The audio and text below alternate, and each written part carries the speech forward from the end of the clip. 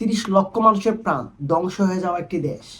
আর সবকিছু শুরু হয়েছিল শুধুমাত্র একটা লাইনের মাধ্যমে, আর সেটি কোরিয়ার মাটিতে আঁকা একটি নিষ্ঠুর সীমারেখা। আর আপনারা সম্ভবত সাউথ কোরিয়া আর নর্থ কোরিয়ার সাথে খুবই খুবই পরিচিত, কিন্তু আপনারা কি সেই কোরিয়ার বিখ্যাত যুদ্ধের কথা জানতেন, যা কোরিয়াকে উত্তর কোরিয়া ও দক্ষিণ কোরিয়াতে বিভক্ত করেছে? আর সারা বিশ্ব যেমনটা দাবি করে, সেই দাবি অনুযায়ী আসলে কি সেই ব্যক্তি দায়ী? আর হ্যাঁ, এটা জেনে আপনারা নিশ্চিত অবাক হবেন, আসলে তিনি কোনোভাবেই দায়ী ছিলেন না। তাহলে কি ঘটেছিল, আর কেনই বা কোরিয়াকে দুভাগে বিভক্ত হতে হয়েছিল, এবং এটা কারা করেছিল, এবং এই বিভাজনের মূল উদ্দেশ্য কি ছিল, যার ফলে 30 লক্ষ মানুষের রক্তে ভিজে গেছে একটি দেশ? ওকে ফ্রেন্ডস, আজকের ভিডিওতে আমরা চেষ্টা করবো একটি সত্যিকারের যুদ্ধের ঘটনা, ইতিহাস এবং সত্যতা তুলে ধরার। আর এটি হলো একটি যুদ্ধের ভয়ঙ্কর, মর্মান্তিক এবং সত্য কাহিনী। কিন্তু আপনারা কি একটা জিনিস কল্পনা করেছেন? আপনাদের সামনে ঘটনাটি তুলে ধরার আগে আমি আপনাদের কাছে একটা জিনিস কোয়েকশন রেখে যেতে চাই, যে উত্তর কোরিয়া একসময় বর্তমান দক্ষিণ কোরিয়ার চাইতে উন্নত ও প্রগতিশীল দেশ ছিল। অবশ্যই কমেন্ট সেকশনে জানাবেন। এবং উত্তর কোরিয়ার মানুষ এখন যে অসহায়ত্বের মধ্যে আছে, সেটা একসময় দক্ষিণ কোরিয়ার মানুষের দৈনন্দিন বাস্তবতা ছিল। হ্যালো বন্ধুরা, আই এম জুবাইর আর this is my first video in YouTube. সো এই প্রথম ভিডিওটা আপনাদের কাছে কেমন লাগছে এবং কেমন হবে অবশ্যই কমেন্ট সেকশনে জানাবেন, বিকজ আজকের ভিডিওটা কিন্তু আমাদের ইউটিউবের প্রথম ভিডিও। ওকে, তাহলে শুরু করা যাক আজকের মূল টপিক। সুতরাং আপনাদের সত্যের মুখোমুখি করতে চলেন আজকের আকর্ষণীয় ভিডিওটা শুরু করি। এবং ভিডিওটির শিরোনাম, কোরিয়া কেন উত্তর ও দক্ষিণে বিভক্ত হলো। আজ সেই কোরিয়া মানুষের স্মৃতিতে মাত্র বিদ্যমান। সপ্তম দশক থেকে 1945 সাল পর্যন্ত হাজার বছরের বেশি দিন ধরে একই শিলা, একই রাজবংশের অধীনে ছিল। এদেশের মানুষ শুধুমাত্র ইতিহাস নয়, তাদের ভিতর হৃদয়কে ভাগ করে নিয়েছিল একে অপরের জন্য। কিন্তু 1945 সালে কি এমন ঘটেছিল, যার ফলে একটি দেশকে দুভাগে বিভক্ত হতে হয়েছে? এবং জনগণের মধ্যে কি এমন ফাটল ধরছিল, যার ফলে তারা আত্মার বাঁধনে বন্দিত বাই হওয়া সত্ত্বেও বর্তমানে তারা একে অপরের চরম শত্রু হয়ে গিয়েছে?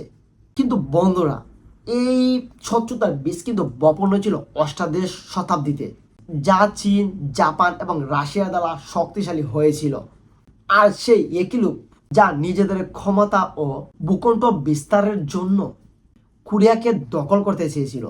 কিন্তু এই বিষয়টি কিন্তু উপলব্ধি করে কোরীয় নেতারা 1982 সালে পশ্চিমা চুক্তি দ্রুত মার্কিন যুক্তরাষ্ট্রের সাথে শান্তি, মৈত্রী ও বাণিজ্য নৌ চলাচলের একটি স্বাক্ষর করে। এর ফলে কোরিয়ার মুক্ত বাণিজ্য, আধুনিক শিল্প উন্নয়ন এবং সুরক্ষাকে খুবই খুবই লাভবান হন।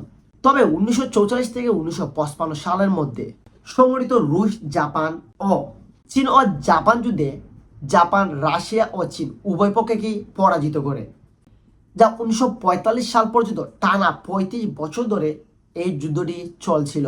যাই হোক, উপরওয়ালা অবশ্যই কোরীয়দের প্রার্থনা শুনেছেন। হিরোশিমা ও নাগাসাকিতে জাপানের বিধ্বংসী পারমাণবিক হামলার পরে জাপান কোরিয়া থেকে কিন্তু সরে যায় এবং কোরীয় জনগণ নিপীড়ন ও দাসত্ব থেকে মুক্তি পায়। কিন্তু তারা জানতো না, এই স্বাধীনতার উদযাপন ছিল ধ্বংসের আগে মাত্র আসার এক ঝলক। জাপানিরা কোরিয়া ছেড়ে যাওয়ার সাথে সাথে উত্তর থেকে সোভিয়েত সেনাবাহিনী এবং এবং দক্ষিণ থেকে মার্কিন সেনাবাহিনী কোরিয়া দখলের উদ্দেশ্যে রওনা দেয়। এই দুটি দেশ কোরিয়াকে ভিন্ন ভাগ করে তাদের নিজেদের দখলে নিয়ে যেতে চায়। আর এই দুই দেশের নেতারা মার্কিন যুক্তরাষ্ট্রের প্রেসিডেন্ট রুজভেল্ট এবং সোভিয়েত নেতা জোসেফ স্টালিন। কোরীয় নেতা এবং জনগণের সাথে কোনো পরামর্শ না করে তারা নিজেরা নিজেদের মধ্যে একটি বৈঠক করেন, আর যেখানে তারা নিজেদের ইচ্ছা মতো কোরিয়াকে দুভাগে বিভক্ত করে ফেলে। বাহ! দ্বিতীয় বিশ্বযুদ্ধের পরে একটি উপনিবেশ পেয়ে দুটি শক্তিশালী দেশ একটি দেশকে তাদের নিজেদের মধ্যে দুভাগে বিভক্ত করে নিয়েছে। যাই হোক, এটা নতুন কিছু না, ইতিহাস ঘাটলে আমরা এরকম আরো অনেক কিছু খুঁজে পাবো। কিন্তু এই কাজটি করার জন্য তারা আমেরিকান অফিসার ডন রাসক এবং চার্লস বুলেস্টনকে পাঠিয়েছিলেন, যারা কোরিয়াতে কখনো আসেনি, এমনকি তারা কোরিয়ার কোনো ইতিহাস না জেনে একটি সমান্তরাল রেখা রেখে একটি দেশকে দুভাগে বিভক্ত করে দিয়েছে। আর এটি এমন ছিল যে 38তম সমান্তরাল রেখা বরাবর একটি দেশকে দুখণ্ডতে ভাগ করে দেওয়া হয়।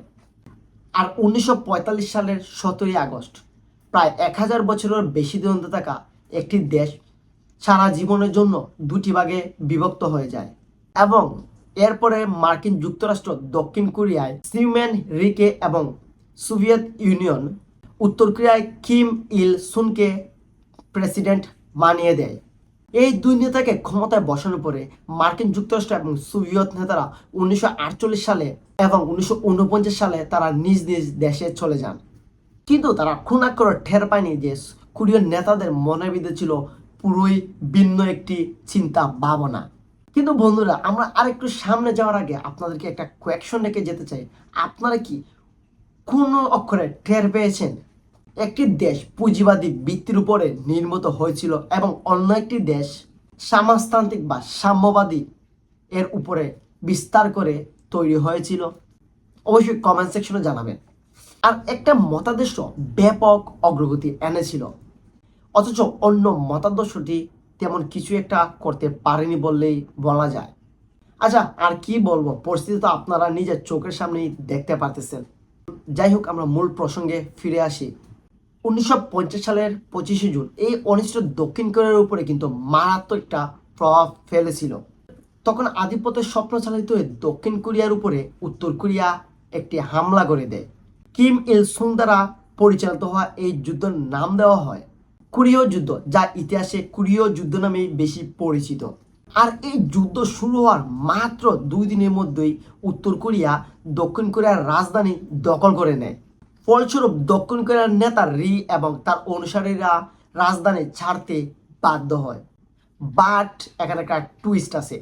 রি শুধু পালিয়ে যায়নি, রি পালিয়ে যাওয়ার আগেই একটা আদেশ দিয়ে যান, যে আদেশটা ছিল এরূপ: নিজের দেশের 2 লক্ষ কমিউনিস্টকে মৃত্যুদণ্ডের আদেশ দিয়ে যান। আর যাতে তিনি উত্তর কোরিয়ার সাথে ষড়যন্ত্রের জন্য দায়ী করেছিলেন, অভিযোগ করেছিলেন। আর এই ভয়াবহ প্রাণহানির মাধ্যমে দক্ষিণ কোরিয়ার প্রায় 90% জায়গা এবং সবকিছু দখল নিয়ে নেয় উত্তর কোরিয়া। বাকি 10% বা তারও কমও সম্ভবত দখল করে নিত। বাট জাতিসংঘ দক্ষিণ কোরিয়াকে সাহায্য করার জন্য উত্তর কোরিয়া পাল্টা একটি আক্রমণ করে। আর এই পাল্টা আক্রমণে নেতৃত্ব দিয়েছিল মার্কিন যুক্তরাষ্ট্র। অক্টোবর মাস নাগাদ কোরিয়া এবং মার্কিন যুক্তরাষ্ট্র যৌথভাবে আক্রমণ চালু করে এবং পিয়ং ইং দখল করে এবং উত্তর কোরীয় সৈন্যদেরকে চীনের প্রাচীর পর্যন্ত দৌড়িয়ে পাঠায়। হয়তো আজ উত্তর কোরিয়া ও দক্ষিণ কোরিয়ার পরিবর্তে শুধুমাত্র একটি দেশ ইতিহাসের পাতাতে মুছে যেত, অথবা বর্তমানে একটি দেশই থাকতো, সেটা ছিল উত্তর কোরিয়ার পরিবর্তে আজ শুধুমাত্র টিকে থাকতো দক্ষিণ কোরিয়া। হ্যাঁ, ঠিকই শুনছেন, কেবল দক্ষিণ কোরিয়া। বাট এর মধ্যে চীনও কিন্তু উত্তর কোরিয়ার সাথে সঙ্গ দিয়ে দেয় এবং উত্তর কোরিয়ার সাথে চীনও কিন্তু যৌথভাবে যুদ্ধে নেমে যায়। এবং দক্ষিণ কোরিয়া ও মার্কিন যুক্তরাষ্ট্রের সৈন্যদের সাথে যুদ্ধ করার পরে কিন্তু দক্ষিণ ও যুক্তরাষ্ট্রের সৈন্যরা পিছু হাঁটতে বাধ্য হয়। এবং এবং জুলাই থেকে পরবর্তী 9 মাসের মধ্যে সিউল 4 বার হাত পরিবর্তন হয়, যা শহরটিকে সম্পূর্ণভাবে বিধ্বস্ত করে দিয়েছিল। তবে এত কিছুর পরও এই যুদ্ধটা কিন্তু শেষ হয়নি, তবে তা কিন্তু একরকমকে থমকে গিয়েছিল। কিন্তু মার্কিন যুক্তরাষ্ট্র এখানে কোনো সুযোগ নেবে না, এটা কি কখনো সম্ভব? আসলে এটা পসিবল না। আর মার্কিন সেনাবাহিনী এই সুযোগের সদ্ব্যবহার করে উত্তর কোরিয়ার উপরে 6 লক্ষ টন বোমা ফেলে দেয়। আর যুদ্ধের পরে উত্তর কোরিয়ার একটি সিঙ্গেল ভবনও অক্ষত থাকেনি এবং 30 লক্ষ মানুষের জীবন উৎসর্গ করার পরে 1953 সালের 27শে জুলাই উত্তর কোরিয়া এবং দক্ষিণ কোরিয়া একটি যুদ্ধবিরতি চুক্তি স্বাক্ষর করে এবং তার মাধ্যমে টানা 3 বছরের কোরীয় যুদ্ধের অবসান ঘটে। এবং এর ফলে 250 কিলোমিটার দীর্ঘ এবং 4 কিলোমিটার প্রশস্ত একটি যুদ্ধের সীমান্ত রেখায় পরিণত হয়, যা আজ অসামরিকীকৃত অঞ্চল হিসেবে খুবই পরিচিত। কিন্তু যুদ্ধের পরেই উভয় দেশকে চরম দুর্দশায় পরিণত হতে হয়েছে। এখন বন্ধুরা, চলেন আমরা উত্তর কোরিয়া সম্পর্কে কিছু কথা বলা যাক। কোরিয়া যুদ্ধের পরে আসলে তারা খুবই সুখী জীবনযাপন করছিল। তারা দক্ষিণ কোরিয়ার চেয়ে বেশ প্রগতিশীল ছিল। বিনামূল্যে স্বাস্থ্যসেবা, আবাসন থেকে শুরু করে উচ্চ সাক্ষরতার হার এবং উচ্চ গড়ায়ু সবকিছু ছিল তাদের হাতের মুঠোয়, যার কৃতিত্ব স্বয়ং কিম ইল সুনের। আর তিনি তার জনগণকে খুবই বিশ্বাসের সাথে তার জনগণের সাথে প্রার্থনা করে এসেছিলেন যে সমগ্র বিশ্বই তাদের শত্রু আর শুধুমাত্র তিনি তাদেরকে রক্ষা করতে পারবেন। আর তার মিষ্টি কথায় বিশ্বাস করে তার দেশের সকল জনগণ তাকে ত্রাণকর্তা এবং তাদের নিজেদের রাজা হিসেবে মানতে শুরু করে। আর যে পটটিকে তিনি দেবতুল্য মনে করতেন। আর তিনি তার রাজ্যের অর্থনীতিকে চাঙ্গা করতে নির্মাণ করেন, ইস্পাত, কয়লা এবং কৃষিতে প্রচুর পরিমাণ বিনিয়োগ করেন। এবং এই বিনিয়োগগুলো এতটাই কার্যকর হয়েছে যে 1950, 60 এবং 1970 সাল তার দেশের জনগণের মাথাপিছু জিডিপি দক্ষিণ কোরিয়ার সমকক্ষ হয়ে ওঠে। তবে বর্তমানে কিন্তু আমরা দেখেছি দক্ষিণ কোরিয়া সবচাইতে বিশ্বের প্রগতিশীল একটি দেশ। আর যখন তারা তাদেরকে একটা শিক্ষা দেওয়ার চেষ্টা করছিল, আর তখনই আমেরিকানরা তাদেরকে হাওয়াই দ্বীপপুঞ্জে পাঠিয়ে দেয়। সম্ভবত রির প্রস্থানের পরে দক্ষিণ কোরিয়ার উন্নতি হতো, কিন্তু তারপরে 1961 সালের 16 মে তার এবং দক্ষিণ কোরিয়ার ভাগ শেষ হয়ে যায়। আর দক্ষিণ কোরিয়ার এই নতুন নেতা তার শাসনের অবাধ্য হওয়া নিজ দেশের জনগণের উপর গুপ্তচর বৃত্তি, অপহরণ, নির্যাতন এবং হত্যা করার জন্য জাতীয় গোয়েন্দা সংস্থা তৈরি করেন। আর 1960-এর দশকে সহিংসতা, দরিদ্রতা এবং বেকারত্ব মানুষের কেবলমাত্র আশাকেই পঙ্গ করে দিচ্ছিল না, বরং দক্ষিণ কোরিয়ার মেরুদণ্ডটাকেই ভেঙে দিচ্ছিল। আর দক্ষিণ কোরিয়ার অর্থনীতি চাঙ্গা করতে পাকিস্তান তার দেশে নিজের জনগণের কথা চিন্তা না করে লক্ষ লক্ষ মানুষকে 12 ঘন্টা কাজ করাতে বাধ্য করত। কিন্তু এখন তাদের জনগণকে দুর্ভাগ্য বলুন অথবা তার নিয়তি, পাকিস্তানের এই পদক্ষেপ দক্ষিণ কোরিয়ার সমাবর্তনশীল অবস্থার উপরে এমন আঘাত হানে যে 1960-এর দশকে মাঝামাঝি নাগাদ দেশটির জিডিপি আকাশচুম্বী হয়ে যায়। আর পাকিস্তান আর কিছু করার আগেই তাকে গুপ্ত হত্যা করা হয় এবং নতুন নেতা হিসেবে চুন হিয়ন দক্ষিণ কোরিয়ার দায়িত্বের শপথ নেন। কিন্তু দেশের অগ্রগতির সাথে সাথে কিন্তু জনগণেরও অগ্রগতি হয়েছে এবং 1987 সালে লক্ষ লক্ষ দক্ষিণ কোরীয় নাগরিক গণতন্ত্রের দাবি করেন এবং একটি আন্দোলন শুরু করেন।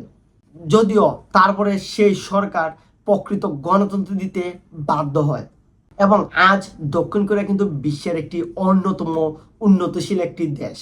আর এটি একটি আসলেই অতি উন্নত দেশ, যে দেশ থেকে বিলং করেছে স্যামসাং, এলজি এবং হুন্ডাইয়ের মতো বড় বড় ইন্ডাস্ট্রি, আর যে সংস্থাগুলো বিশ্বের উদ্ভাবন এবং আধুনিকরণের চালিকা শক্তি হিসেবে প্রতিনিয়ত কাজ করে আসছে।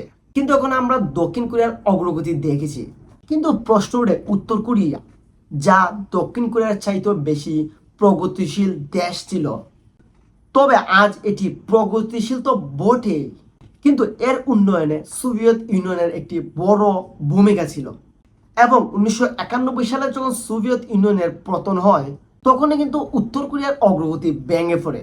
আর 1994 সালে কিম জং ইল হৃদরোগে আক্রান্ত হয়ে মারা যান, যার ফলে দ্বিতীয় কিম জং ইল তার বাবার সিংহাসনের দায়িত্ব গ্রহণ করেন। কিন্তু তার দেশটি তার বাবার ক্ষতি কাটিয়ে ওঠার আগেই বন্যা ও খরা আঘাত আনে, আর যার ফলে 20 লক্ষ মানুষের প্রাণ যায়। আর এই সব কিছুর কারণে যেখানে আজ দক্ষিণ কোরিয়ার জিডিপি 1 কোটি কোটি, আর সেখানেই উত্তর কোরিয়ার জিডিপি মাত্র 1 লক্ষ কোটি। তো বন্ধুরা, আশা করি এই গল্পটি আপনাদের কাছে খুবই ভালো লেগেছে। আর হ্যাঁ, এটা শুধুমাত্র একটি গল্প নয়, এটি একটি ইতিহাস, একটি যুদ্ধ এবং একটি দেশের মর্মান্তিক ও ভয়াবহ সত্যিকারের ঘটনা। আর যদি আপনারা এই ভিডিও থেকে কিছু শিখতে পারেন তাহলে অবশ্যই একটা লাইক দিবেন এবং কমেন্ট সেকশনে আপনার মতামত জানিয়ে দিবেন। এবং পরবর্তীতে এমন নতুন নতুন ভিডিও পেতে আমাদের চ্যানেলটি সাবস্ক্রাইব করতে ভুলবেন না। তাহলে দেখা হচ্ছে পরবর্তী কোনো নতুন ইন্টারেস্টিং একটি মিস্টেরিয়াস ভিডিওতে, যেখানে আরও ক্রিটিক্যালভাবে সব কিছু বিশ্লেষণ করা হবে।